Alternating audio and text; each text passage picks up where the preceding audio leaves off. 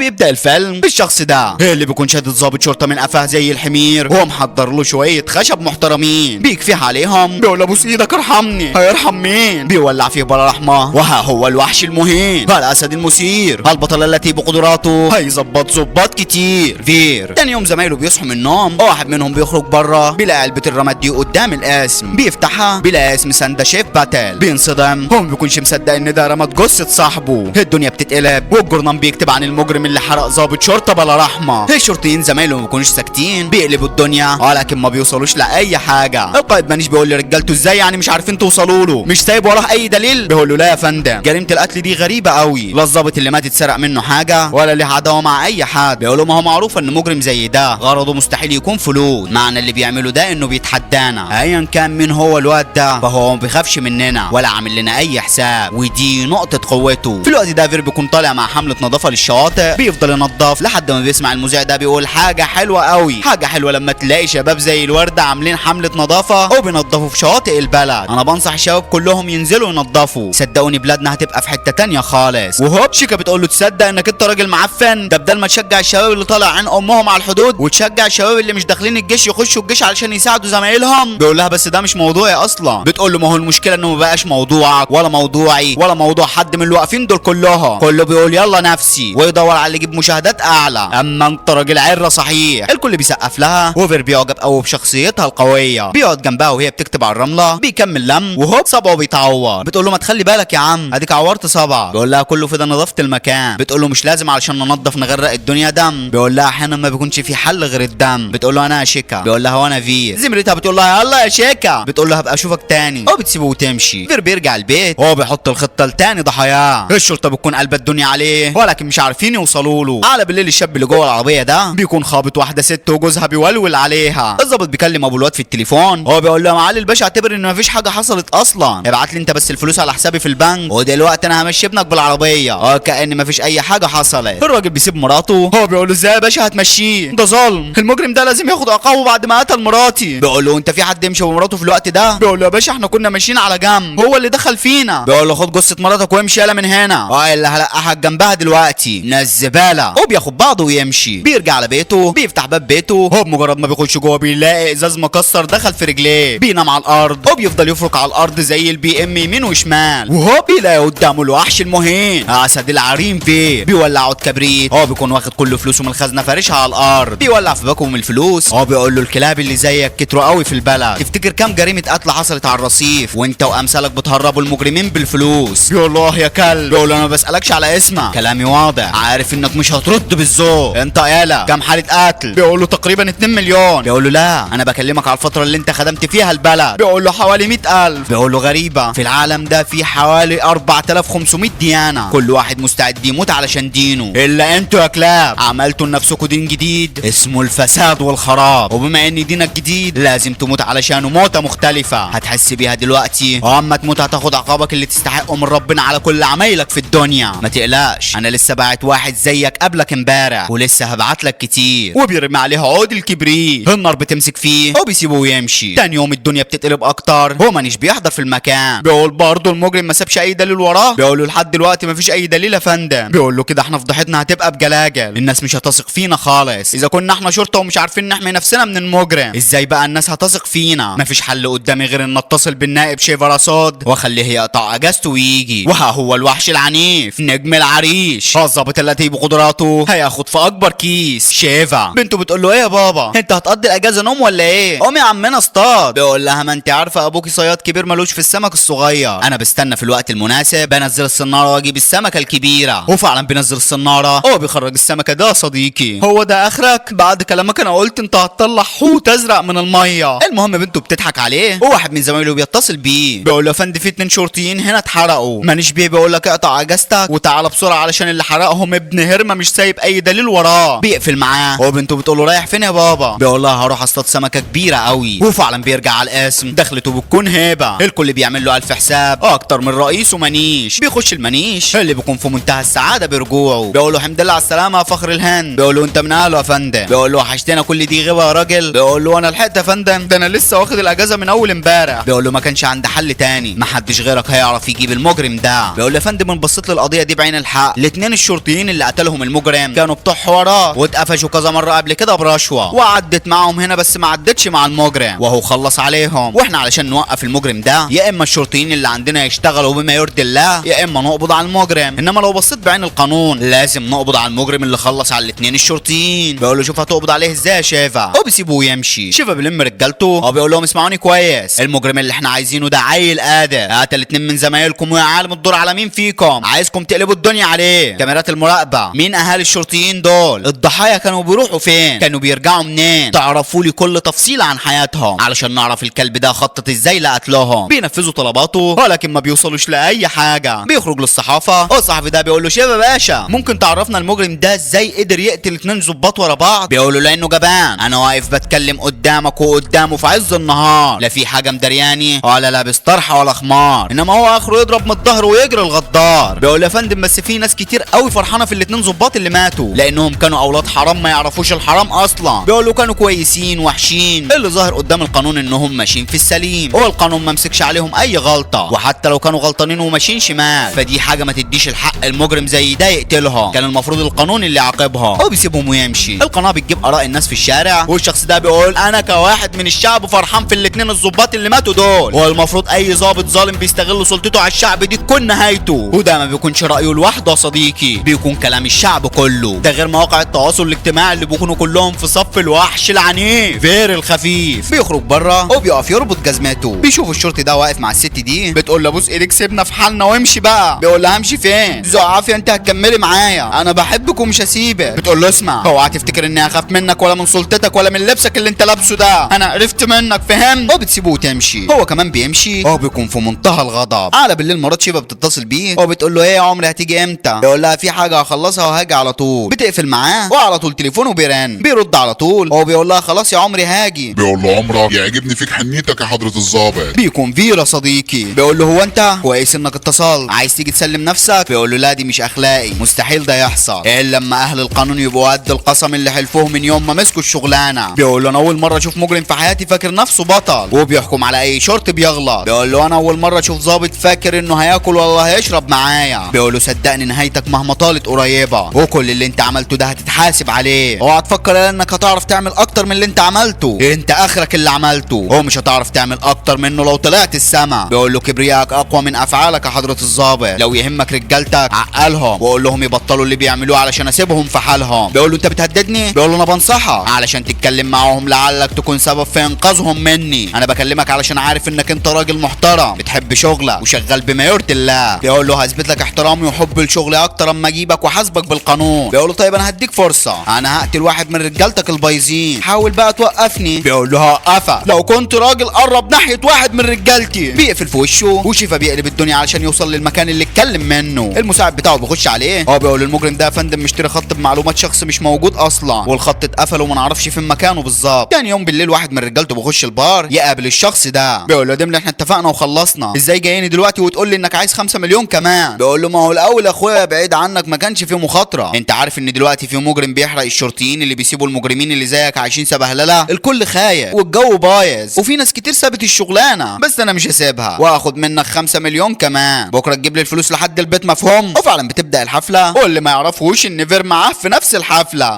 بتخلص ودملي بيكون في طريقه لبيته وهوب المكنه بتشطب منه بنزين، بيفضل ماشي لحد ما بيوصل لاقرب بنزينه، بيطلع سيجاره من بقه، فير بيطلع له هو بيقول له معلش يا فندم ممنوع السجاير انت في بنزينه. بيقول له خلاص يلا انا ظابط شرطه. بيقول له انا اسف ما كانش قصدي، ومره واحده بيصفغه بحته قلم محترم، بيوقع السيجاره من بقه هو بيقول له يا كلب ازاي بتضربني؟ فبيديله كف زياده. بيقول له ولا انت ليه بتضربني؟ بيخرج سلاحه، بتخرج على مين؟ بيلف ايديه الاثنين هو بيوقع منه السلاح. ابن الهرمه بيكون عجل تخين ولكن فير بيشيله وبيرميها على العربيه، بيروح له ولكن ابن الهرمه بيحط عليه فرده الكاوتش دي وبيفضل يخبط في وشه وتحس كده ان فير معديله بمزاجه. بيجي باخره هو بيديله واحده والتانيه بدماغه في وشه، بيدوخه وبكل ما اتاه من قوه بينشف جسمه، بيفرتك فرده الكاوتش. وانا كمختار مصدق وش يعني مفيش واقعيه اكتر من كده يا صديقي، انا كل يوم بفرتك لي كاوتشين 3 على الريق، ولو مش مصدق اسال الطريق. المهم صاحبنا بيرفع السلاح عليه ابو خلاص هيقتله. تفتكر ان ده هيحصل يا صديقي؟ لا والله، بيكون جايبه من قفاه السفاح الكبير، بيجرجره على خرطوم البنزين وبيفوله 92. بيقول له تصدق انا زعلان عليك قوي، زعلان لانك مش هتقرا خبر وفاتك بكره، دي اخرة عمايلك يا فاسد. بيرميها على الارض والسيجاره سبحان سبحان الله بتكون لسه ولعه ما خلصتش. دي لو سيجاره ديناميت مش هتفضل ولعه الفتره دي كلها. يلا ما علينا صديقي، خلينا مكملين. بيرمي عليه السيجاره وبيسيبه ويمشي. الناس بتمسك فيه والبنزينه بالكامل بتنفجر يا صديقي. شيفا بيحضر بس بعد فوات الاوان. مانيش بيقول له ابن الهرمه ده كلمك واكيد شتت انتباهك على اللي عمله ده. بيقول له لا يا فندم، هو قال لي انه هيقتل واحد من رجالتي وفعلا هو ده اللي عمله. بيسيبه ويمشي وشيفا بيفضل قاعد لوحده يفكر. بيبص على الاماكن اللي ماتوا فيها الضباط. هو بيروح جري على مانيش. بيقول له استنى يا فندم، هي اول جريمه المجرم ده عملها فين؟ بيقول له في سانت كروز. بيقول له الثانيه. بيقول له ليه الاسئله دي؟ بيقول له قول لي بس. بيقول له في اندري. بيقول له الجريمه الثالثه في تامي. يعني المجرم ده عايز يكتب كلمه معينه من كل منطقه هيقتل فيها شرطي. بيقول له ازاي يعني؟ بيقول له يعني هناخد اول حرف من كل منطقه بيعمل فيها جريمه لحد ما يكتب كلمه معينه. بيقول له ايه هي الكلمه دي؟ بيقول له تعالى معايا. بيكتبها له على السبوره. بيقول له ستماي في جياتي، معناها النصر للحقيقه. هو فاكر نفسه بطل وبيعمل الصح والخير وقناعته باللي بيعمله ده مقويه قلبه. ده مش مجرم عادي، ده اقوى من اي ضابط عندنا. واللي بيعمله كالتالي، عايز اي شرطي يمشي صح، يعني محدش ياخد رشوه علشان اللي يغلط يتعاقب. بيقول له لو كلامك صح المنطقه اللي هيعمل فيها جريمته الجايه هتبدا بحرف الياء. بيقول له بالظبط يا فندم شندي، انا عايز تقرير كامل لكل الشرطيين اللي عايشين في مناطق بتبدا بحرف الياء، وخصوصا الشرطيين البايظين اللي بياخدوا رشوه. يلا اتحركوا حالا. في الوقت ده فير بيكون مع شيكا. بتقول له بقالك كام يوم ما جيتش يعني. ايه ده انت متعور في رقبتك؟ في كلب خربشك ولا ايه؟ بيقول لها ده خربوش بسيط. بتقول له طيب انا دكتوره كلاب بس برضه بعرف اعالج بني ادمين. بتداوله جراحه وبتفضل تنفخ له في رقبته. بالظبط يا صديقي، هذا ما يسمونه بعلاج النفاخه. المهم الاتنين بيحبوا بعض وما بيقدروش خالص على بعد بعض، بيعملوا كل حاجه لبعض وملناش دعوه يا صديقي، احنا خلينا مع بعض. المهم الظابط شيفا بيحط له خطه جديده علشان يقبض عليه لانه عارف مين الظابط اللي الدور جاي عليه. بيروح للقاده بتوعه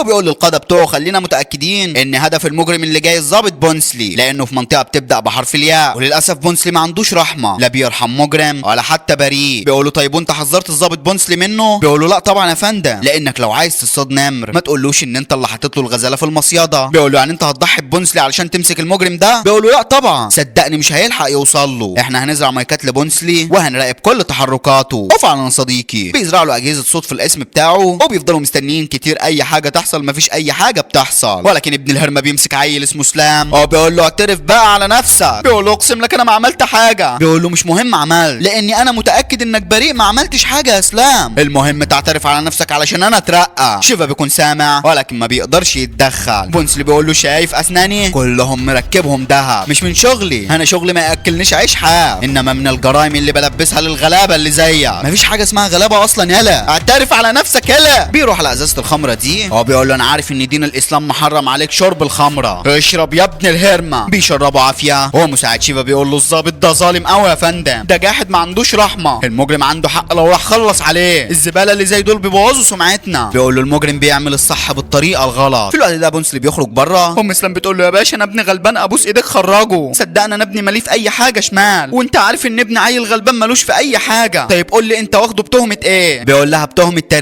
ترقيتي واقفه ان اقفل القضيه اللي معايا دي ولازم ابنك اللي يلبسها. بتقول له يا اخي حسبي الله ونعم الوكيل فيه، اتق الله. بيقول لها انت بتزعقي لي وبتهدديني بربك علشان اخرج لك ابنك من السجن؟ طيب اسمعي بقى، صلاه العشاء بتاخد منك ربع ساعه، صليها وادعي ربك اللي انت بتعبديه وشوفيه هينقذ ابنك مني ازاي. انا هخش اخلص عليه في الربع ساعه، وريني انت بصلاتك وعبادتك ودعاك لربك ده هتنقذيه ازاي. ادعي له وشوفي انا اللي هكسب ولا ربك. هو بيسيبها وبيخش جوه، بيخش بالحزام على اسلام، وام اسلام قلبها بيتكسر على ابنها. بتكون خلاص هتطب ساكته وهوب الاذان الله اكبر الله اكبر، انت القادر على كل ظالم يا رب. الست بتلاقي في وشها الوحش العنيف الاسد المخيف بيسندها. بتبص له وابن الهرمه بيخش الاسلام بيقول له سامع امك بره بتدعي، وريني ربك ازاي هينقذك مني. فير بيخش لابن الهرمه ده الزنزانه، وقبل ما يضرب اسلام بالحزام بيكون ماسكه من ايده، بيرمي الطاقيه على الارض وهي روسيه في بنيه بيجيبه على الحيط غلبان وعبيط. فير بيخرج الشريط وبيروح يربطه على دماغ اسلام، بيقول له ابوس ايدك ما تقتلنيش سيبني. بيقرب من ودنه بيقول له زي ما كنت بتصرخ اصرخ. بيفضل يصرخ وشباب بيكون سامع صريخ الواد وبالنسبه له الدنيا ماشيه تمام، ده عند ام حنان. فير بيكون مكسر عظم بونسلي. ابن الهرمه بيرفع عليه سلاح وبيكون خلاص هيضرب، ولكن هي واحده في الجو بيطير من السلاح الرصاص بينزل في ايديه بيسففه له في بقه. ام اسلام بره بدعاها حامياه هو بتقول لك ربنا معاك ومعاه، اديله ما ترحمهوش يا ولداه. وربنا صديقي بيعجب فيه، بيخلي ايديه مكان رجليه، بكل غباء بيكسر في عظمه. وبصراحه انا مستحلي فيه. ام اسلام بتخلص وفير جوه بيجيب ازازه الخمره وبيدلقها عليه، والله صديقي قليل عليه. بيفضل يصرخ زي النسوان وشباب بيقول لرجالته انا ملاحظ ان في صرختين في المكان. بيروح طيران على هناك هناك بيوصل القسم، فير بيكون لسه طالع، بيخبط فيه ولكن ما بياخدش باله، بيكمل جري على الزنزانه. رجالته بيطفوا ابن الهرمه ده وهو بيفتكر لما خبط في كتف فير. بيخرج جري لبره يدور عليه ولكن بيكون اختفى من المكان. بيجي بسلام وام سلام، بيقول لاسلام انا عارف انك بريء وبعد ما تقول لي مين اللي انقذك همشيك انت وامك. بيقول له والله يا باشا انا ما اعرف مين الشخص ده، هو جه غمى عينيا بقماشه كده سودا وقال لي افضل صور. امه بتقول له حتى لو ما غماش عينيها سعاده الباشا الراجل ده انقذ ابني من الموت، واحنا ما بننساش اي حد عمل فينا معروف، مستحيل كان هيقول لك حتى لو شافه. بيقول لها ماشي يا ام اسلام خد ابنك وامشي خلاص. بيخرج بره وهو بيفر بيتصل بيه، بيقول له العدل يكسب. بيقول له ما تصدقش نفسك يالا، اللي انت بتعمله عايز تكتبه مستحيل هيتم. بيقول له قدامي 11 حرف لازم اكملهم كلهم. بيقول له يعني انا قدامي 11 فرصه علشان اقبض عليه. بيقول له دي اخر فرصه ليك، خليك بعيد عن طريقي وعيش. بيقول له انت مين يالا عشان تديني فرصه علشان اعيش؟ ربنا وحده اللي يقدر يعملها. بيقول له طيب علشان خاطر بنتك ومراتك اللي بيحبوك خليك بعيد عني علشان ما ازعلهمش عليه. بيقول له انت عارف ايه المشكله؟ المشكله اني قبل ما اخش الشغلانه دي وابقى ظابط كنت عارف ان هيقابلني اشكال وسخه زيك، ولذلك انا مستعد لاي حاجه ممكن تحصل منا، وفكره ان اسيبك دي تنساها خالص، لاني اقسم لك انا مستعد اموت علشان اجيبك ويا اما اموت يا اما اجيبك. بيخلص شغل وبيرجع على بيته، بيخش جوه بيلاقي نور البيت كله طافي، بيحس ان في حاجه غلط بتحصل، بيقلق فبيخرج سلاحه وبيفضل ماشي بالراحه لحد ما بيوصل للمكتب بتاعه. بيخرج الكشف من درج المكتب وبيفضل ماشي بيه وبيخرج على البلكونه، ما بيلاقيش اي حد وهو بيحس ان في حد وراه، بيلف بسلاحه عليه، ايوه هو الوحش العنيف. بيفضلوا الاتنين باصين لبعض، وفير بيقول له دي طريقه ترحب بيها باخوك ولد امك وابوك. بيقول له ما انت يا فير اللي بتحب تخش البيت زي الحراميه، ولنفترض يا اخي دوست على الزناد دلوقتي. بيقول له مستحيل كنت هتدوس يا اخويا، انت شغلانه الظباط والحراميه دي خلاص هتطير عقلك. بيقول له يا عم يا ريتك معايا، في حته مجرم ابن حرام مطير النوم من عيني. بيقول له اه وهو بقى المجرم ده اللي انت قطعت اجازتك علشانه؟ بيقول له هو يا عم بس على مين وحياه امي لا اجيبه. بيقول له انت هتجيبه بس علشان انت اخويا. بيقول له اكيد يا وحش، وبياخده بالحضن، بيقضوا السهره سوا وبيرجع تاني على بيته. بيعدي على المكان اللي كان فيه صغير زمان، بيقف في نفس المكان وبيخرج الميداليه دي من جيبه اللي كانت معاه وهو طفل في نفس المكان. صاحبه بيقول له ايه الميداليه دي؟ بيقول له دي مش ميداليه عاديه، دي ميداليه البسله، ما بياخدوهاش غير الظباط الشجعان اللي زي ابويا، ما هي دي بتاعت ابويا. شيفا بيقول لهم انا اما اكبر هاخد واحده زيها وهبقى زي ابويا. فير بيقول لهم وانا كمان هبقى زي بابا بالظبط. باباهم بيحضر في المكان، بيروحوا جري عليه، الاتنين بياخدوه بالحضن، وشيفا بيقول له معلش يا بابا قول لنا قسم الشرطه علشان اما نبقى ظباط زيك ونتخرج نبقى حافظينه. بيقول لهم ماشي قولوا ورايا، اقسم انا فير وشيفا اني هقضي واجبي بما يرضي الله واتقي الله واكون حكيم وشرطي كويس مش لئيم، لا برشوه ولا برشيم، واكل لحمه مش برسيم، واشم كل وابعد عن صنف الحريم، وهخلف ولد واسميه جاسر او كريم. شطار يا اولاد، خلي بالكم سهل الشخص يحلف يمين ولكن صعب قوي يكون قده. المهم يا اولاد انكم تطلعوا شجعان وتقضوا واجبكم بما يرضي الله، ما تمشوش شمال. توعدوني؟ بيقول له وعد يا بابا. بياخدهم بالحضن وهو بصدق عمره منيش وباقي رجالته بيحضروا في المكان. بيقول له في ايه يا منيش اللي جابكم ورايا؟ بيقول له احنا معانا امر بتفتيش بيتك اخويا. بيقول له بتهزر صح؟ بيقول له لا ما بهزرش. بيديله الامر يقراه وفعلا الرجاله بيروحوا يقلبوا البيت، بيطلعوا منه المخدرات والفلوس دي. بيقول له منيش انت عارف يا اخويا ان الحاجه دي مش بتاعتي. بيقول له اخر حاجه كنت اتوقعها انك تطلع فاسد يا صاحبي، بس كل كذاب ومرتشي وفاسد له نهايه وانت خلاص نهايتك جات. بيتفضح قدام الناس ومانيش ما بيرضاش يحط الكلبشات في ايديه. اولاده الاتنين بيكونوا في منتهى الصدمه، وابن الهرمه ده بيقول لهم هو ده ابوكم الشجاع؟ هو ده اللي خد الميداليه؟ في الاخر طلع تاجر مخدرات؟ يا عيال تاجر المخدرات. في الوقت ده ابوهم بيوصل للقائد بتاعه، بيقلع كل حاجه تخص مهنته ومانيش بيشيل النجوم من على كتافه. الراجل على بالليل بيرجع البيت مش شايف حاجه قدامه. شيفا بيكون واقف بيحرق في الميداليه بتاعته. ابوه بيقول له انت بتعمل ايه يا ابني؟ بيقول له انا لما اكبر مستحيل هطلع زيك فاسد، وبيسيبه ويمشي. فير بيقول له بابا. بيقول له فير صدقني يا ابني انا مش كده خالص، ومهما الناس قالت عني وعليا اياك تصدقهم، ابوك شريك عمره ما يعمل غلطه زي دي. بيقول له انا مصدقك يابا. بيقول له طيب خش قدامي على السرير وانا هخلص اللي ورايا واجي انيمكم. بياخده بالحضن، بيقول له يلا خلاص روح نام. الراجل بياخد الميداليه بتاعته وبيخرج بره بجركن بنزين، بيقف قدام علم الهند بيديه التحيه وبيفضي على نفسه جركن البنزين، بيعملها وبيولع، وعياله الاتنين بيخرجوا طايرين محدش بيرضى يطفيه. وبعد ساعتين 3 الشرطه بتحضر في المكان، بياخدوا ابوهم. وفير بيلاقي ميداليه ابوه اللي من ساعتها ماسكها ومعتز بيها، هو بيكون في منتهى الحزن على ابوه. بيقول انا اقسم وكنت قد القسم يابا، وانا بقسم لك اني مش هرتاح ولا يهدى لي بال الا لما ارد لك شرفه وانضف اسمك. بيرجع على البيت وتاني يوم بيروح لشيفا، بيقول له يلا بينا على العربيه. بيقول له لا تعالى معايا هنوصل المستشفى وبعدين نروح مشوارك. بيروح معاه، هو بيقول له انت لسه ما مسكتش الواد المجرم ده؟ بيقول له لسه، بس انا نصيب له حته كمان ما كانش يحلم بيه، وكلها كام ساعه وهيكون معايا صورته. بيقول له انت منين تعرف شكله؟ بيقول له هقول لك استناني هنا. هنا. بينسى تليفونه وبيطلع على المستشفى. فير بيروح وراه هو بيقول له نسيت تليفونك. بيقول له تسلم يا معلم. بيفتح الاوضه دي. فير بيكون في منتهى الصدمه لان بونسلي ابن الهرمه لسه عايش. شيفا بيقول له ده بونسلي المجرم حرقه امبارح في الزنزانه، بس احنا لحقناه في اللحظات الاخيره ما ماتش. لما يفوق هنجيب رسام هيقول للرسام ملامح المجرم وهنعرف شكله بكل سهوله. والحلو في الموضوع ان المجرم ما يعرفش ان بونسلي لسه عايش. والله هينصدم اول لما يعرف اني سابقه بخطوه زي دي. بيقول له عايز نصيحتي؟ الظاهر من كلامك ان المجرم ده مغلبك حبتين، يعني مش سهل، فاكيد هيكون مراقب كل تحركاته وعارف ان بونسلي ده لسه عايش، وموضوع موت بونسلي ده وقت مش اكتر. بيقول له ما اعتقدش، يلا بينا نمشي. بيمشي وراهم هو بيعد 1 2 3 4 5 11. بيوصل عند الحمام هو بيقول له انا هخش الحمام واجي وراه. بيقول له ماشي. بيخش الحمام بيلاقي الشباك ده بيخش فيه. شيفا بينزل تحت وفير نفس ما كان بيعد تحت. بيبدا يعد من بره لحد ما بيوصل لاوضه بونسلي. بيخبط للشرطي قبل ما يشوفه هي واحده بيكون غميق. بونسلي بيكون فاق بيخش له بنفس الكبريته بيولع فيه. جرس النار بيضرب. شيفا بيطلع جري لفوق. بيوصل الاوضه ولكن الانابيب بتنفجر فيه. بيخش جوه الاوضه وما بيلاقيش حد. بيخرج جري لبره. وفير بيرجع جري على الحمام. بيخبط المرايه بدماغه وشيفا بيجي جري عليه. بيقول له الحق اخويا المجرم هرب الناحيه دي. بيروح جري لبره. وفير بيروح وراه. بيفضلوا يدوروا وطبعا ما بيوصلوش لاي حاجه. بيخيطوا لفير جرحه. شيفا بيقول له ازاي يعني ما شفتوش؟ بيقول له كان لابس كمامه واما رحت عليه ضربني وجري. مانيش بيتصل بيه. هو بيقول له المجرم هرب منك تاني. بيقول له اديني فرصه كمان يا فندم، صدقني في اسرع وقت هكون جايبه. بيجمع كل الشرطيين البايظين وبيحبسهم في اسم الشرطه. بيطلعوا له كلهم زعلانين. واول واحد بيقول له انت ازاي يعني يا فندم عايز تحبسنا هنا؟ التاني بيقول له ده احنا ما بنصدق ساعات الشغل يخلصوا علشان نروح البيت. بيقول لهم خلاص خلصتوا؟ انا عارف وانتوا عارفين انكم كلكم ظباط مش تمام، بتاكلوا باطل وبتاخدوا رشوه، شغالين ظلم في البني ادمين، والمجرم ده حاططكم في دماغه. انا ما اعرفش الدور على مين فيكم، بس اللي متاكد منه انه هيخلص عليكم واحد ورا التاني، وانتوا هنا مستحيل هيأذيكم. عايزين ترجعوا بيوتكم ارجعوا، وهيفضل يصطاد فيكم واحد ورا التاني براحتكم. اللي عايز يقعد يقعد واللي عايز يروح يروح. بيقول له خلاص احنا مش هنمشي. بيقول لهم هو ده المطلوب، هنسيبه يلف حوالين نفسه ونشوف هيعمل ايه. يا دوب بيرجع البيت ودراعه اليمين بيقول له مصيبه يا فندم. بيرجع جري على القسم بيلاقيه مولع بكل الظباط الفاسدين اللي فيه. يا كسفتك يا شيفا، وفرت على اخوك مجهود كبير. المهم فير بيتصل بيه بيقول له انت ازاي عملتها؟ بيقول له بسيطه، من شهرين كنت مراقب ظابط من الفاسدين، مراته قرفت منه وكانت عايزه تطلق منه علشان عمايله السودا، وعدها انه هيبطل اللي يعمله ويمشي في السليم، وفعلا بطل، ولكن مراته ما رضيتش ترجع له، وفي يوم كان هيموت نفسه ولكن انا لحقته في اللحظات الاخيره، خليته معايا للوقت المناسب، وجه الوقت المناسب اما انت جمعت لي كل الفاسدين في مكان واحد، خليته يدخلني جوه القسم وفجرت بيهم القسم، وهو سبته يعيش واعتبرت بمساعدته اللي يكفر عن كل ذنوبه. ما تزعلش على اللي ماتوا، صدقني ما يستحقوش لبس الشرطه الشريف. مش هتسقف لي يا حضره الظابط؟ بيقول له وعد مني لما اشوفك هسقف على وشك. بيقول له صدقني لما تشوفني هتعرف اني صح وهتسقف لي بجد. بيضحك هو بيقول له خلينا اشوفك الاول وبعدين نشوف موضوع التسقيف ده. على بالليل شيفا فعلا بيسقف له، ولكن علشان خد جايزه احسن رسام في الولايه. شيفا بيطلع على المسرح هو بيقول كل الشكر والتقدير لكل الساده الحاضرين، انا بهدي الجايزه دي لابويا وبجد ابويا وحشني قوي، رصاد شنخه. شيفا بيغضب وبياخد بعضه ويمشي من الحفله. فير بيروح له هو بيقول له كنت لازم اذكر اسم ابويا، على ما اعتقد دي مش حاجه عيب خالص. بيقول له والعار اللي فضل ملازمنا بسبب اللي عمله سنين وسنين. بيقول له ابوك خدم البلد دي بروحه، مستحيل يخون اللبس اللي كان لابسه. بيقول له لا خانه، وصاحب عمره مانيش بنفسه كان مطلع مخدرات وفلوس من بيته. انا فضلت 20 سنه اعمل في اسم نضيف ليا واخيرا عملته، تيجي انت تفكر الناس وتوسخ اسامينا تاني؟ بيقول له هو ده الفرق بيني وبينك اخويا، انت عايز تنظف اسمك وانا عايز انظف اسم ابويا. الحتتين بتوعهم بيكونوا سامعين كل اللي حصل. شيفا بيسيبه ويمشي، وتاني يوم فير بيصحى من النوم بيصب على الحته بتاعته شيكا. هو بيقول لها يلا علشان ورايا يوم طويل. شيفا بيقول لرجالته المجرم ده قدامه اتنين وغالبا هيختار الكلب ده. وفعلا يا صديقي الشرط اللي عليه العين بيروح لصاحب المحل ده. هو بيقول له لا الفلوس دي مش كفايه يا عمهم، انا ممكن ارمي لك فرش حشيش واقفل لك المكان ده حالا. بيقول له والله يا ابني ده كل اللي معايا. طيب تعالى بكره وهديك فلوس تاني. بنته بتحضر في المكان هو بتقول له ازيك يابا. الشرطي بيقول لها وليه مش مخلي بنتك تاخد وتدي معايا في الكلام يا حاج؟ البنت بتخش بدال ابوها هو بتقول له عايز تشتري حاجه؟ على ما اعتقد الحاجه الوحيده اللي لازمك ما بتتباعش. عارف ايه هي الحاجه اللي ناقصاك؟ الاخلاق، والمفروض الاخلاق دي كانت تعلمها لك امك اللي اصلا ما عرفتش تربيك. بيقول لها انت بتغلطي في امي؟ بتقول له دي مش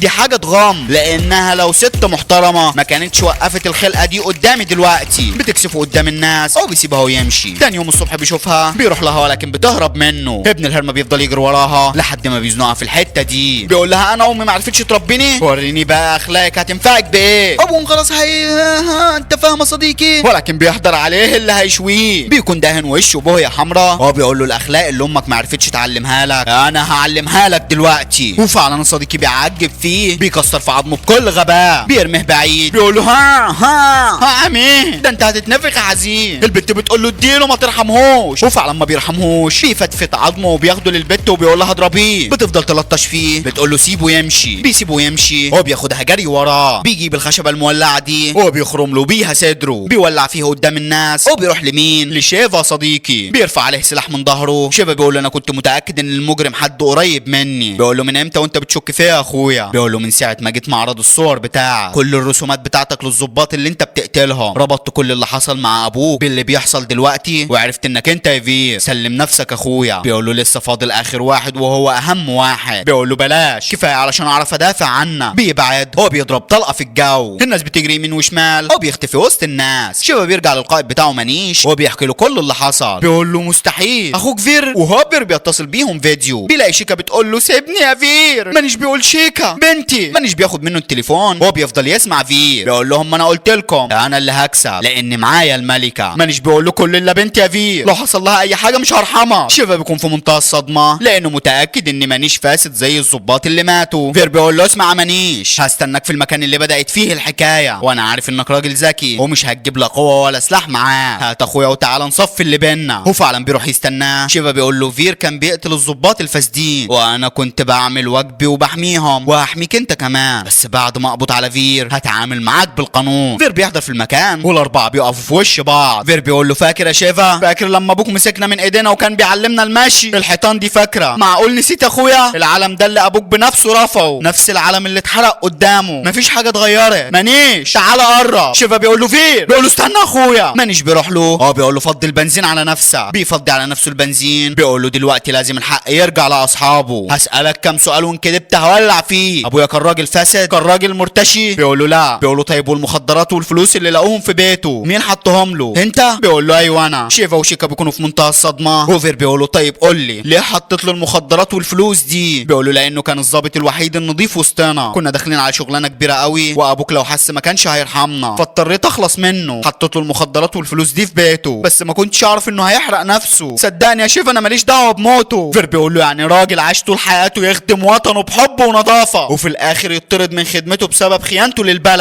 عايزه يعمل ايه؟ يفضل عايش وسط الناس تلطش فيه؟ بيسيبه وبيروح لشيفا وبيقول له انا قلت لك اني هنضف اسم ابويا، انا قدامك لو عايز تقبض عليا كلبشني. وهوب ابن الهرمانيش بيكون باعت لي رجالته وفعلا بيحضروا في المكان. بيقول لي شيفا انا اسف يا شيفا، مشكلتك يا ابني طالع زي ابوه، ماشي بالقانون وعايش لدور الشريف، عايزنا نعيش براتبنا اللي بناخده ازاي؟ راتبنا ده ما ياكلناش عيش حاف. غلطتي الوحيده اني ما قتلتش ابوك بايديا بس ملحوقه، هخلص عليكم انتوا الاتنين دلوقتي. وفعلا بيلف الفوطه دي على ايديه وبيوجه السلاح ناحيه فير. شيكا بتقول له فير. ابن الهرمه بيضرب ولكن شيفا بيبعد فير وبياخد الطلقه بتيجي بكتفه. اولاد الهرمه بيهجموا عليهم. بتهجموا على مين؟ موجود في المكان وحش مهين. فير ابن الكدابين بيقلع باب العربيه، بيصد كل اسلحتهم وبيطوح فيهم يمين في شمال. الواد صديقي في الكذب خيال، بيخلص على كل رجاله منيش، ما بيكونش فاضل غير منيش قدامه. بيروح له وشيفا بيقول له فير سيبه يا اخويا، سيبه خلينا اعاقبه بالقانون. فير ما بيسمعلوش، بيروح له وبينزل عليه بتقله، بيكسر عظمه وزي ما زمان شال النجوم من على كتف والده بيحط ايديه الاتنين وبيشيلهم عنه، وهي واحده بيكسر وشه. بيقول له اخيرا هخلص مهمه ابويا وانضف اسمه. شيفا بيقول له سيبه يا فير، سيبه والا هضربك بسلاحي، انا ما بهزرش يا فير، سيبه يا اخويا. ما بيسمعلوش، هو بيطلع الكبريت اللي من اول الفيلم في جيبه، بيولع عود وشيفا بيفتكر كل ايامهم سوا، بيخبطوا بطلقه في ظهره. فير بيطب ساكت مكانه. ابن الهرمانيش بيقول له الحلو فيك يا فير عايش دور الشريف، تعالى كلبشني وبعد ساعه هكون خارج منها، اصلا انا يا ابني مش لوحدي اللي بايظ في الداخليه، في ظباط كتير غيري اولاد حرام بايظين. فير بيسمع الكلام ده وسبحان الله ودي الكبريت بكل لسه والع، بيرميها عليه واخيرا النار بتمسك فيه. شيفا وشيكا بيروحوا جري على فير وشيفا بيقول له اجمد يا اخويا اجمد، هبعت لك الاسعاف حالا. بيقول له لا يا اخويا شيكا انا حبيتك، عمري ما استغليتك، بس كنت لازم استخدمك في حربي وخلاص انا كسبت، حتى لو مات انا ما متش على ايد اي حد غريب، انا مت على ايد اخويا مش على ايد الكلاب دول. انا بحبك قوي يا شيكا، هو بحبك قوي يا اخويا. بيقول له استنى خلاص هبعت للاسعاف. ما بيلحقش يخلص كلمته وفير بيكون خلاص راح صديقي. شيفا بياخد ميداليه ابوه من ايديه وهو وشيكا بيكونوا في منتهى الحزن عليه. وهنا بينتهي الفيلم.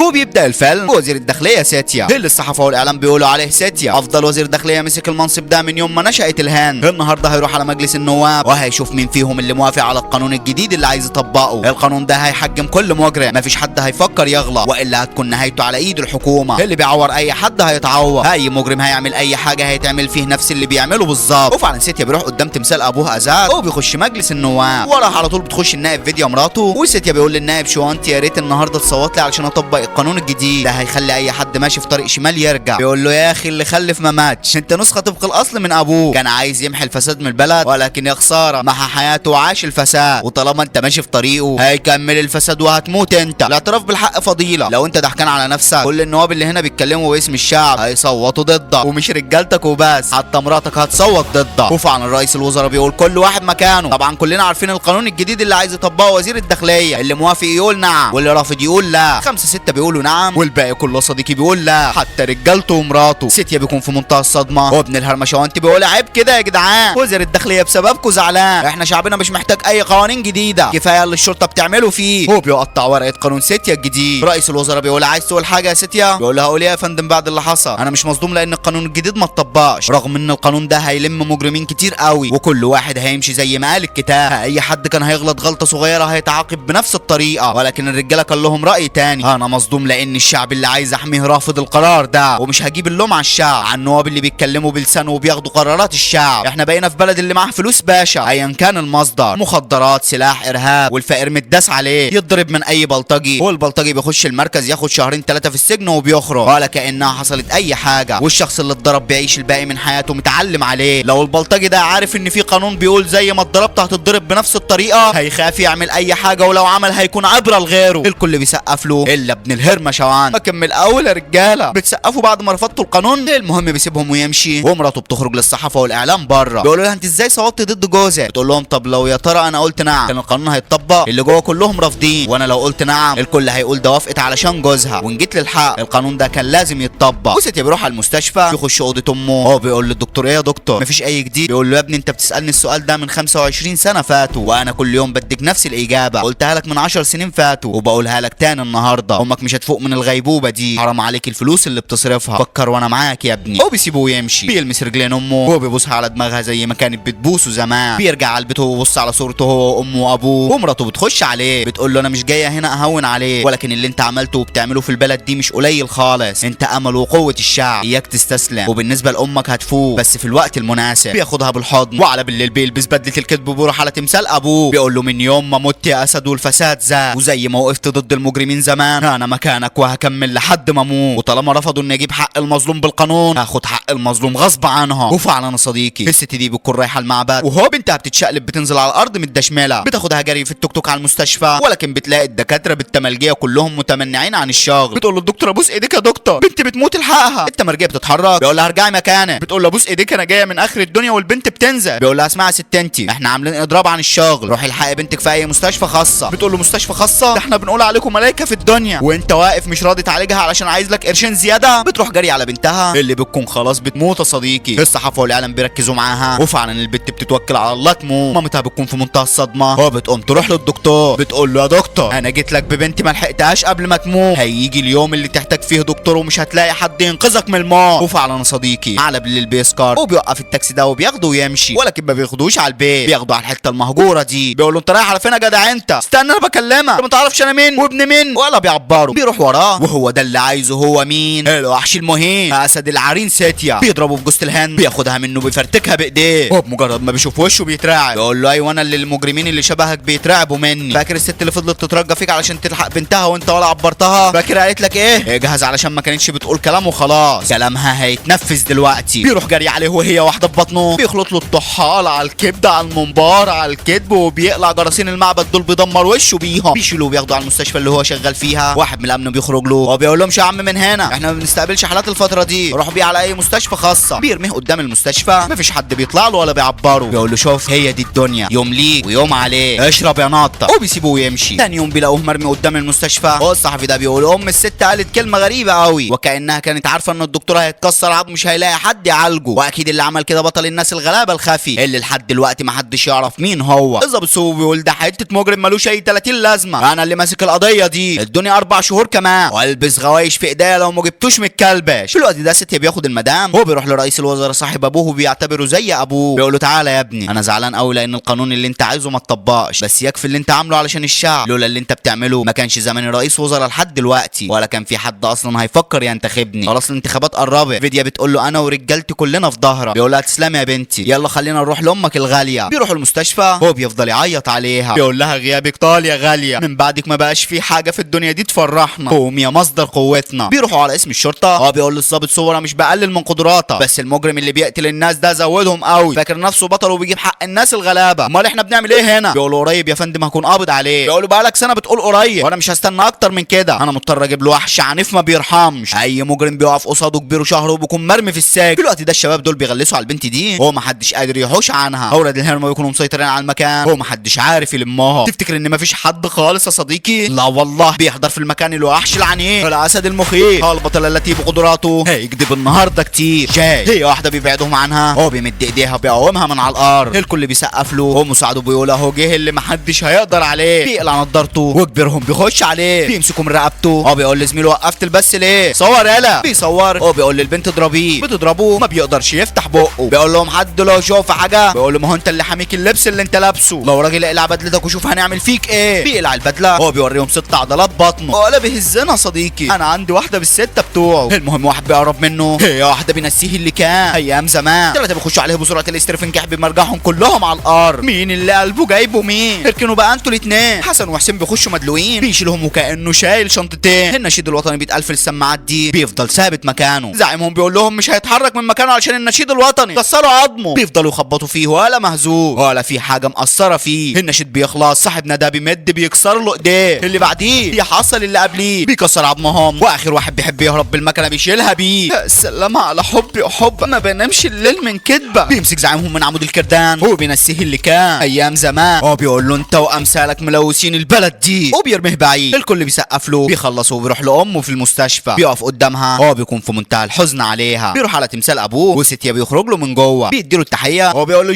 جاي علشان ينفذ خدمتك يا فندم. بيقول له انت هزيت ايه يا الشغل الميري ده؟ بيقول له حتى لو كنت اخويا التحيه دي رتبتك. بيقول له انت من امتى بتنفذ اوامر حد؟ طول عمرك دماغك ناشفه وبتعمل اللي انت عايزه. بيقول له يا عم انا اسمع كلامك، بس مش علشان رتبتك، علشان انت اكبر مني بدقيقه ونص، وبالنسبه للمجرم اللي معذبكوا هجيبه من قفاه، بس اديني شهر. بياخدوا بالحضن، والاتنين بيضحكوا ضحكه مش مفهومه يا صديقي. ايوه يعني مين فيهم المجرم؟ رئيس الوزراء بيخش عليهم، هو بيقول لهم ما شاء الله عليكم، اهم 2 في رجالتي اخوات توأم، واحد بيخطط والتاني بينفذ الاوامر. المهم هتعمل ايه جاي مع المجرم ده؟ بيقول له لسه قايل لمعالي الوزير يا فندم اديني شهر واحد وهكون جايبه من قفاه. ستيا بيبص له وبيضحك، وجاي بيخش الاسم والكل بيديله تعظيم سلام. بيقول لهم بصوا بقى، وهوب تليفونه بيرن، بيكون هو المجرم يا صديقي. ستيا اخوه بيقول له الحمد لله على السلامه حضره الضابط، عرفت انك انت اللي ماسك القضيه. بيقول له ولا انت واخد برشامتين مقويين قلبك، بس لسه مفعولهم ما راحش، اما تشوفنا هيروح. انت شايف نفسك غلط يلا، ولكن العيب مش عليه، على الضباط اللي كانوا ماسكين القضيه بتاعتك ومش عارفين يجيبوه. بيقول له طول ما انا صح ما حدش هيعرف يجيبني، ولا حد هيعرف يعمل معايا اي حاجه. بيقول له الصح انك تسيب القانون هو اللي يتصرف مع المجرمين اللي انت بتقتلهم، ولو كنت شايف انك بطل باللي انت بتعمله بقالك اللي هيوريك ويثبت لك ان اللي انت بتعمله ده هطا. بيقول له عايزك تحاول وانا هخليك تندم على اليوم اللي اتولدت فيه. بيقول له خلينا نشوف. بيقفل، وفي المستشفى الممرضه بتستلم الطفل ده، بيكون تعبان، بتقول لهم اكسجين بسرعه. بتبص وراها بتلاقي واحد كمان، بتقول له مامته هو اكل ايه بالظبط؟ بتقول لها اكل في المستشفى. اولاد الهرمه بيكونوا حطوا لهم السيكه في الاكل، هو وزير الصحه بيحضر في المكان. الممرضه بتقول له الحقنا يا فندم، انا بيب الاكسجين كلها فاضيه والاطفال دي محتاجه اكسجين حالا. بيقول لها اتصرفي، هو بيسيبها ويمشي. بيجيبوا لهم البتاعه دي، ولكن ما بتسعفش حد منهم يا صديقي، كلهم بيروحوا والدنيا بتتقلب عليهم. ستيا وزير الداخليه بيروح عزاهم، واحد منهم بيقول له ايه اللي جابك عندنا؟ ما هو كل ده بسببك وبسبب رجالتك، اولادنا سموا في مدرسه من المدارس اللي انت بنيها، وهم راحوا برضه في المستشفى اللي انت برضه مسؤول عنها، ما لقوش اكسجين ولا معدات تلحقها. واحده منهم بتقول له احنا كلنا بنحبك زي ما كنت السبب في موتهم هنقتلها، وبكون خلاص هيعملوها، ولكن امهات العيال بيقفوا لهم صف واحد. واحده منهم بتقول له احنا كلنا بنحبك وعارفين ان ده مش ذنبك، ولكن ذنب رجالتك، هتعرف تجيب لنا حقوقنا منهم؟ هتعرف تطفي النار اللي قايده في قلوبنا بعقابهم؟ تاني يوم بيكون عارف مين اللي عملها، بيكون ابن الهرمه ورجالته يا صديقي. بيقول له جوز بنتك هو اللي حط السم في المدرسه، وانت برضه اللي ما اديتش حصه الاكسجين للمستشفى. 40 واحد ماتوا امبارح وانت قاعد هنا بتضحك وبتهزر وبتاكل شاي ببسكوت. بيخبط الترابيزه بيشقها نصين. الكذب بالراحه يا سيدي الكدابين. التاني بيقول له ما يصحش كده يا معالي الوزير. بيقول له لا سيبه. بص بقى يا معالي الوزير، اعتبر كل اللي قلته ده حصل، عندك اي دليل؟ بيقول له عندك حق، وعد مني هخسرك شغلك منك ليه، مش انتوا بس، انتوا كل اللي يشبهكم. وفعلا ابن الهرمه بالليل بيقول لرجالته 10 رجاله احنا كده ضربنا خربنا سمعة المستشفيات والمدارس الحكومية، ضربناهم ضربة واحدة علشان الناس تثق في مدارسنا ومستشفياتنا الخاصة. بيخشوا الحفلة غلبانين ما يعرفوش انهم واقعين مع وحش مهين. بيروح على وزير الصحة بيرميهم الدور الثالث قدام المستشفى، بيسيبوه يمشي والاتنين التانيين بيكونوا مروحين. وهوب عمود النور ده بينزل على العربية بيوقفها، بيظهر قدامهم وحش السنين وبيقلع باب الكبوت، بيغطس ايديه جوه، بيمسك الموتور وقالها ما تكدبش وتعملها، بيعملها وبيخرج الموتور من مكانه ابن الكدابين. بينزل على العربية بالموتور بيدش من الاتنين اللي قدام، اما الاتنين المجرمين اللي ورا بيفوقوا بيلاقوا نفسهم قدام المستشفى وسبب موتهم واقف قدامهم. بيقول لهم ال40 اللي ماتوا ما كانوش عارفين ان اخر اكله هياكلوها في المدرسه، مشكلتي ان كريم واديني بعرفكم ان دي اخر اكله ليكم، كل الاكل اللي جنبك ياض منك ليه؟ بيقول له ابوس ايديك يا سيد الناس، احنا خلاص هنسيب شغلنا، بكره هتلاقي استقالتنا على مكتبك. بيقول له لا انا هاخد استقالتكم من الدنيا دلوقتي. وفعلا يا صديقي بياكلوا الاكل عافيه وبعدها بساعه بيتلووا زي التعبير. بيقول لهم خدوا بسرعه الاكسجين. بيقول له اسطوانات الاكسجين دي فاضيه. بيقول له ما انا عارف، ما هي دي نفس الانابيب اللي كانت في المستشفى، يشرب منك ليه؟ هو بيسيبهم يموتوا واحده واحده. تاني يوم الدنيا بتتقلب وجاي بيقابل سيتيا بيقول له رايح فين بالقوه دي يا معلم؟ بيقول له امبارح المجرم الغبي ما اتاكدش ان السواق ميت وسابه عايش ومشي، والسواق خلاص فاق من الغيبوبه وهروح اخد منه مواصفات المجرم دلوقتي. بينصدم هو بيقول لهم طيب انا جاي معاكم، وفعلا بيروح معاهم. حسن بيقول للسواق انت شفت المجرم؟ قول لي مواصفاته، كان طويل ولا رفيع؟ سيتيا بيفضل مركز معاه ولكن السواق بيقول لهم انا ما شفتوش كويس، انا اصلا مش فاكر اي حاجه من اللي حصل امبارح، في وحش رفع موتور العربيه ونزل علينا، بعدها ما شفتش اي حاجه. جاي بيقول لهم فلت منها ابن الهرمه، بس وعد مني اخويا همسكه. في الوقت ده المذيعه بتقول خبر عاجل، الكوبري اللي بناه غماتي وقع وفي ناس كتير ماتت. غماتي بيقول لهم العيب مش مني، العيب من الشعب المهمل. وسيتيا بيكون قدام التلفزيون، المذيعه بتقول له بس الخبراء اللي حللوا الاسفلت قالوا ان الاسمنت اللي في الخرسانه قليل قوي، رغم ان الوزير سيتيا اداك الفلوس اللي انت عايزها علشان الموه. بيقول لهم مفيش الكلام ده انا لسه ليا فلوس عند الحكومه ما خدتهاش. سيتيا بيغضب وجاي بيروح له على المصنع، بيقول له عايز انت كمان؟ بيقول له انا هنا علشان احميه. بيقول له من مين؟ بيقول له من المجرم اللي ممكن يقتلها. سيتيا بيحضر. غماتي بيقول لهم انا مش عايز حراسه علشان النهارده فرح بنتي، مش عايز احسسها ان انا في خطر في يوم زي ده، ما تنسوش تشرفونا ها. بيقول له اكيد هنيجي ونشرفها. وفعلا على بالليل الفرح بيبدا والاتنين بيروحوا الفرح وكمان بيرقصوا يا صديقي. بعد الرقصه النور بيفصل من المكان كله وهوب سيتيا بيخطفوا في العربيه وبياخدها طيران لبره. جاي بيشوفه وهو بيجري، هو بياخدها جري وراه، بيمسك في العربيه في اللحظات الاخيره ولكن على مين؟ ده سيتيا ابن المعلمين. بيطوحوا شمال في يمين، بيجيبوا على الارض وبياخدها جري من المكان. بياخد غماتي على المصنع بتاعه، هو بيقول له انت بتعمل ايه؟ صدقني مش ذنبي، هو بيكون خلاص هيقتلوه ولكن سيتيا بيحضر في المكان. ايوه سيتيا يا صديقي لان جاي هو المجرم. الاتنين بيرفعوا اسلحتهم على بعض وسيتيا بيخبط غماتي بطلقه في رجليه. جاي بيوجه السلاح ناحيته وهو بيخبطه في الرجل الثانيه. الاتنين بيخرموه وسيتيا بيقول له كان نفسي انا اللي اجيبه في العربيه ولكن انت اجبرتني اروح اطفي النور، مش مهم احنا الاتنين واحد اخويا. بياخدوا في الحضن والاتنين بيروحوا على تمثال ابوهم قدام الوزاره وبيفتكروا اللي كان واللي حصل زمان من 25 سنه فاتوا. المزارع ده بيكون زهق من حياته لان الحكومه مش مديها حقه ولا اي دعم ومش صابرين على القروض اللي واخدها منهم علشان يزرع ارضه. ام سيتيا بتقول له ليه كنت هتعمل كده؟ ما تقلقش كبير القريه دي وحش مهين لاي حد يأذينا، وقت الشغل جرار، وقت الحرب سلاح جبار، وقت اللعب مسمار. وفعلا بيحضر في المكان الاسد المغوار الساحر الجبار ازاز. ابن النائب بيحضر في المكان وبيقول له يا اسد انت شغال لاهل قريتك حمار، شغال بتحرط اراضيهم؟ يقول له بلاش تلعب مع الاسد في غابته، ابعد عني انت مش قد يا قرد. بيقول له قرد طب هات اخرك. بيسحب الحرته من على ظهره وبيخبطها بشق الارض نصين. بالراحه علينا يا حسين. كلهم بيهربوا من مكان زي الفيران والاسد بيرجع بيته وسط رجالته. المزارع بيقول له احنا مش عارفين من غيرك كنا هنعمل ايه يا ريس. ساندرا بيفضل يكح وديفي بتقول له انت بقالك فتره بتكح يا ساندرا مالك؟ بيقول لها شويه برد يا مرات اخويا. بتقول لهم طيب اروح اعمل لكم شاي. وهوب سيتيا وجي بيكونوا خلاص هيمسكوا ببعض. ازد بيطلع لهم وتشاندر بيقول له اهدى اخويا دول عيال مع بعض. بيقول له يا عم انا هديهم درس. ايه اللي حصل يا اولاد؟ جاي بيقول له سيتيا بيقول انك بتحبه اكتر مني يا بابا. سيتيا بيقول له يا بابا انت بتحبني انا اكتر صح؟ بيضحك هو بيقول لهم انا بحبكم انتوا الاثنين اكتر من بعض، مفيش حد فيكم حب ليه يزيد عن التاني في اي حاجه، واللي عملتوه مع بعض ده اكبر غلط. لو كل واحد فيكم لوحده هيقدر يغلبكم ولكن لو بقيتوا ايد واحده عمر ما حد هيقدر عليكم. اعدائكم هيحاولوا كتير يفرقوكم، لو فيكم حد ادى الفرصه هيبعدوكم عن بعض، وان بعدتم عن بعض خلاص كل واحد فيكم ظهره اتكشف واي حد يقدر يطعنه. اوعدوني انكم هتفضلوا دايما سوا ايد واحده. بيقول له وعد يابا. بياخدهم بالحضن وكلهم بيكونوا في منتهى السعاده. ويوم العيد في المعبد رجاله رئيس الوزراء بيهجموا عليهم. اسد بيغضب وبيقول كفايه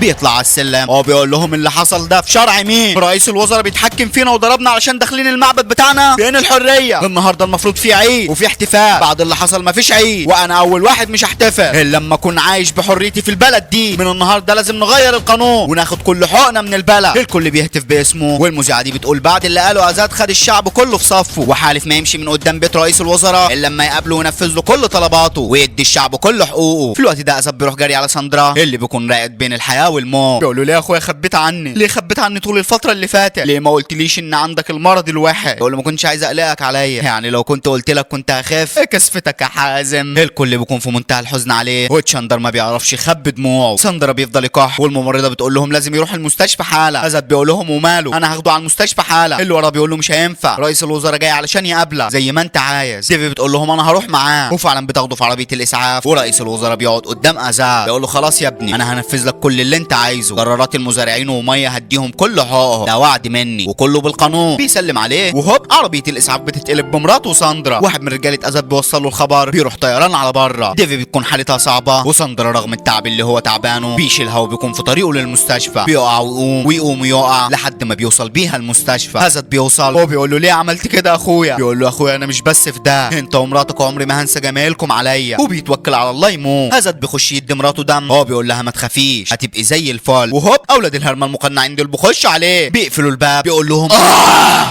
كلهم بيرجعوا اماكنهم. بيقول لهم انا مش هضربكم بايديا الاثنين، هضربكم بايد واحده لان التانيه زي ما انتم شايفين مش فاضيه. ها تعال هقرا منك ليه. بيخشوا عليه واول واحد بيكويه، الثاني بيشويه، الثالث بيعجب فيه، اللي بعديه يحصل اللي قبليه، ولكن واحد بيجي من ظهره بسكينه بيغدر بيه ولا بتاثر فيه، بيخلص عليه وعلى اللي بعديه، ولكن نفس ابن الهرمه تاني بيضربه بالسكينه. مراته بتحس بيه عن طريق الكابل اللي موصلهم ببعض. الاسد بيفضل واقف على رجليه بيخلص عليهم، وديفي بتفوق بيفرح قوي وبياخد سكينه في ظهره هي اللي بتنهي عليه. بيطب ساكت مكانه، وتشاندرا بيخش وبيقول الحقونا انا. ديفي بتخش في غيبوبه، وتشاندر بيطلع بستيا وجاي للصحافه والاعلام وبيقول لهم ازاد ما ماتش، انا هنزل الانتخابات الجايه باسمه وهنافس رئيس الوزراء واخد مكانه واحقق حلم ازاد. الشعب كله بيبقى في ظهره وبيعملوا لازاد التمثال ده. ستيا وجاي بيخلصوا تفكير قدام تمثال ابوهم، والاتنين بيقولوا له ما تقلقش يابا، عمر ما حد هيقدر يفرقنا، طول ما احنا عايشين ما حدش هيقدر يأذي ولا ياكل حق الناس الغلابه. تاني يوم فيديا بتقول ما تقلقوش، انا هنا مخصوص علشان حقوق المرأة، وطول ما انا موجودة مفيش حد هيقدر يأذي اي ست، واللي يفكر يأذيها هجيب لها حقها من بق الاسد وكله بالقانون. البنت دي بتطلع من وسط الناس وبتقول لها انت كدابة. تقول لها اهدي بس وقولي لي مين اللي داسلك على طرف، قولي لي وانا هساعدك. بتقول لها هتساعديني؟ طب هتعرفي ترجعي لي شرف اللي خدوه الكلاب دول؟ الكل بيكون في منتهى الصدمة. بتقول لها عباد شيخ ابن اسلام شيخ اكبر تاجر قماش في البلد، ورندا ابن عضو مجلس الشعب، وفراغ ابن ضابط الضرايب المحترم، الثلاثه دول ظلموني ورحت اعمل محضر، الضابط المحترم صوبه رفض يعمل لي محضر. بيقول لها انت بعد ما اغتصبوكي ب4 ايام جايه تعملي شكوى؟ طب اديني اي دليل. بتقول لهم طب وانا اجيب له دليل منين؟ قلت مش هسكت على حقي وهروح المحكمه اتكلم مع القاضي. الثلاثه هددوني، رحت برضه نشفت دماغي، خلصوا على امي. في شرع مين ده؟ الكل بيكون في منتهى الصدمه. وفيديا بتروح لستيا وجاي بتقول لهم شفتوا اللي حصل؟ انا مش عايزاكم ترحموها، انا عارفه انتوا شغالين ازاي. بينصدموا. بتقول لهم ده مش وقت صدمه، انا عايزاكم تخلوا الكلاب دول عبره لاي كلب يفكر يأذي اي بنت محترمه. مش هم وبس، هم والظابط صوبو ابن الهرمه اللي قابض منها. وفعلا يا صديقي وسط الحفله الاثنين بيخشوا عليهم، بيقتلوا الاثنين والراس الكبيره بيولعوا فيها، بيروحوا للظابط والاثنين بيمكسوا عليه، بيخلصوا عليه. في الوقت ده امهم بتفوق في المستشفى، بتبص قدامها بتلاقي صوره اولادها، بتفرح قوي وبتخرج جري لبره، بتلاقي رئيس الوزراء تشاندر قدامها، بتكون في منتهى الصدمه وبتفتكر اللي حصل في المستشفى من 25 سنه فاتوا لما ازاد مات قدامها، واللي بيكون قتله هو تشاندر يا صديقي. ابن الهرمه بيمشي، بتمشي وراه وبكون خلاص هتقع، ولكن بتلاقي الشبلين اللي سابهم الاسد ساندينها، كلهم بيكونوا في منتهى السعاده وبياخدوا بعض بالحضن، ياخدوها على تمثال ابوهم وبتعرفهم مين الخاين اللي قتل ابوهم. تاني يوم بيروحوا يحضروا الطقوس معاه كالعاده ولا كانهم عارفين اي حاجه، ولكن ابن الهرمه بيقول لهم قاعدين وضحكانين، ما انا عارف ان امكم قالت لكم ان انا اللي غدرت بابوكم وخلصت عليه، ابوكم كان عايز رئيس الوزراء هو اللي ينهي الفساد اللي كان موجود في البلد. غبي ما فكرش بعد ما كسب الشعب كله ينافس رئيس الوزراء وينزل الانتخابات، واما قلت له قال لي انا ما بحبش الفشخره ولكن انا كنت بحبها يا عم، خلصت عليه وضحكت على الشعب وكسبت الانتخابات. انا مش خايف منكم لان رجالتي خاطفين مامتكم اللي هبعت لكم لوكيشن تعالوا خدوها، بس بشرط واحد هتعرفوها اما تجوني بالليل. وفعلا على بالليل بيبعت لهم والاتنين بيروحوا طيران على المكان، بيلاقوا امهم متكتفه وحواليها رجاله مسلحين من كل اتجاه. وابن الهرمت شندر بيقول لهم هو انتوا فاكرين ان طول ال 25 سنه اللي فاتوا مش عارف ان امكم ممكن تفوق من الغيبوبه اللي هي فيها؟ كنت عارف انها هتفوق وهتقول لكم الحقيقه، وانا كمان كنت قادر اخلص عليها في المستشفى، بس انتوا كنتوا هتعرفوا لان مفيش مجرم ما بيسيبش دليل وراه. والصراحه اشهد انكم اذكياء، ولذلك بصيت لقدام وجت في دماغي الخطه دي. امكم تفوق من الغيبوبه تقول لكم الحقيقه وانا اخطفها وهددكم بيها واخليكم تعملوا اللي انا عايزه، واللي انا عايزه بقى هتخبطوا في بعض انتوا الاثنين لحد ما واحد فيكم يخلص على الثاني. هيفضل فيكم واحد عايش انا هخلص عليه، واللي هقوله قدام الصحافه والاعلام بكره انكم انتوا الاثنين اختلفتوا وخلصتوا على بعض. طبعا ممكن امكم تقول لهم الحقيقه. هقول يا حبه عين الوليه بعد ما فاقت من الغيبوبه بعد 25 سنه اتجننت لما لقت اولادها الاثنين خلصوا على بعض، فمهما قالت محدش هيصدقها. انجزوا هتخبطوا في بعض ولا اخلص على امكم. ما بيكونش عندهم حل تاني، وفعلا الاثنين بيقفوا في وش بعض غصب عنهم بيضربوا في بعض، والاثنين بيكونوا في منتهى الحزن. انا اول مره اشوف مشهد اكشن حزين يا صديقي. المهم الاثنين بيفضلوا يكسروا في عظم بعض ومحدش فيهم بيقدر على التاني، بيفضلوا شغالين ضرب للفجر، واخر ضربه هما الاثنين بيضربوها لبعض في نفس الوقت بيطبوا ساكتين على الارض. امهم بتكون في منتهى الصدمه وابن الهرمه بيكون في منتهى السعاده، وهوب ده بتجيب اهل منطقه ازاد وبتحضر في المكان. امهم بتقول له انت فاكرها سايبه؟ يبقى ما تعرفش مين ازاد ومرات ازاد وعيال ازاد وحاجات ازاد وام عيال ازاد. الاثنين بيقفوا على رجليهم، بتقول لهم اياكم تسيبوه. ابن الهرمه بيروح جاري على الطياره بتاعته واهل المنطقه بيخشوا على رجالته، والطياره بتكون خلاص هتتحرك بيه، ولكن ستيا بيقفش فيها. هو مش عايز يركب ولا يجيبه مثلا يا صديقي، لا هو عايز ينزل الطياره، وانا كمختار تعبت ومش لاقي كلام اقوله. المهم الطياره بتفضل تعافر مع ستيا وستيا عافر معاها، ولكن جاي بيجي يقفش معاه. الاثنين بينزلوها على الارض، ولكن برضه الطياره بتعافر معاهم. وهوب بيحضر في المكان اللي بيثبت الطياره. مين هو؟ ابوهم يا صديقي. ساب ابرو جه مسك معاهم. واحد يقول لي وده حقيقي يا ميخا؟ يعني اللي فات كان حقيقه يا صديقي؟ المهم خلينا مصدقين. والاثنين بيثبتوا الطياره على الارض، بيقفشهم من جوه والثلاثه بيخشوا عليه، بس ابوهم جاي مشاهد ما بيضربش معاهم يا صديقي، بيكسروا عظمه وبيمسكوه من رجليه زي الخروف يرموه للشعب، بينزلوا فيه بالعصيان. وامهم وفيديا ومرات ستيا وابوهم المرحوم بيكونوا في منتهى السعاده.